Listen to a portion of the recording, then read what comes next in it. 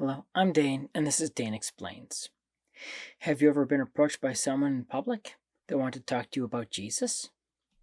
If you're Christian, it can be rather bemusing, or if you're an atheist or agnostic, it can be rather annoying. Regardless, there's one thing about that overly eager lover of Jesus I can say with near absolute certainty. That person was not a Catholic. Not even Catholic priests engage random people on the street about Jesus, and you'd think of all the people, they'd be the ones to do it. And no, this isn't just an issue of preferred evangelization methods, but that's a part of it. There's a lot more to it than that, though.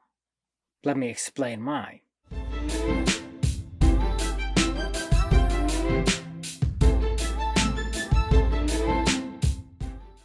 One thing Protestant groups known as evangelicals are known for is, well, evangelism.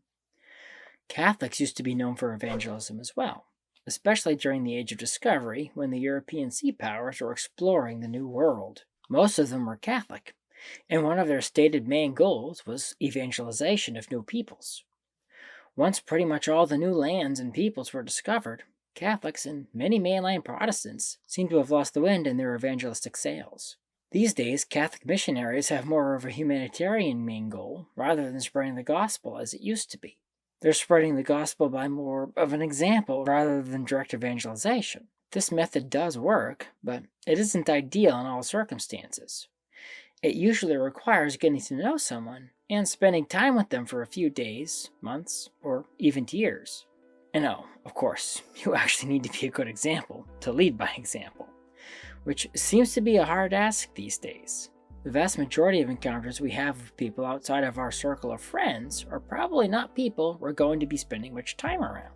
This is where evangelical Protestants excel. Many are not afraid to engage a complete stranger in a conversation about Jesus. While one particular conversation may not have any noticeable effect, it could nudge that person, who for all we know has led a completely secular life up to that point, to actually start thinking about God, and eventually to seek more information.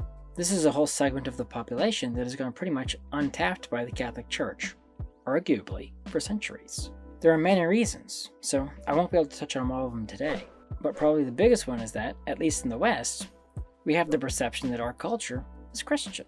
Well, I've done videos on why it isn't, but it was across most of Europe for almost a millennium and across the Americas for a couple hundred years or so.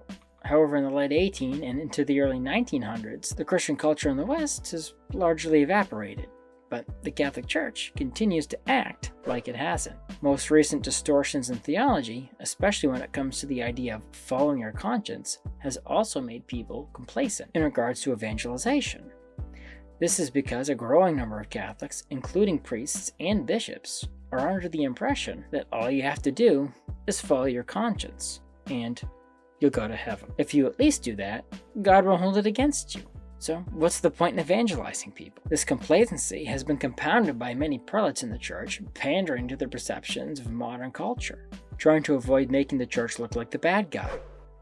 Because the modern perception is that Christianity spread in the New World because of greed and the desire for power of foreign kings and queens. This feeling is especially strong in South America, where one priest even bragged he hadn't baptized one single person. In an incident before he was Pope, Pope Francis, who was also from South America, even scolded a woman for converting 2 people.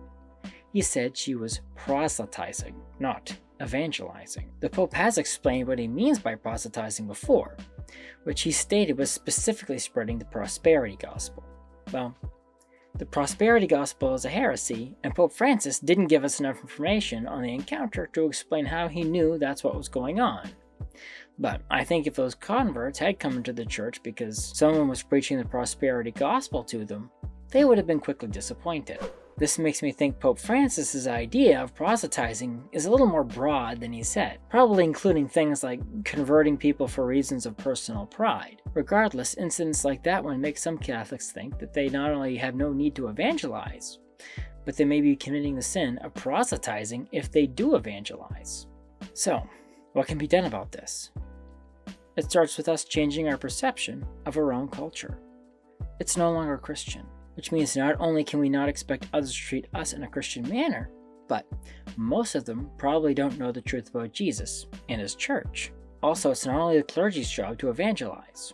And let's remember, God writes straight with crooked lines. I've heard more than one story of men who were converted because they were attracted to a girl who attended weekly mass, so they decided to start going. So try not to worry about mistakes. Don't be afraid to evangelize. Just try and keep your heart in the right place, and your theology as straight as you can. Don't be afraid you're not going to know something. You can always tell someone you'll look it up and get back to them. If you follow through, not only will you learn more about your own faith, but it will give you a good reason to get that person's contact info to continue the conversation beyond that one encounter. Now, I know direct evangelization isn't for everyone. It takes certain types of personalities to do it. Admittedly, one of the reasons I'm on here doing this is because direct evangelization definitely isn't for me. However, if you're Catholic and it's something you feel like you could do, the Church requires each one of us to try and spread the gospel the best we're able. Thank you for watching. If you like this video, please press the like button. Subscribe to my channel and ding the bell to get notified when I post new videos.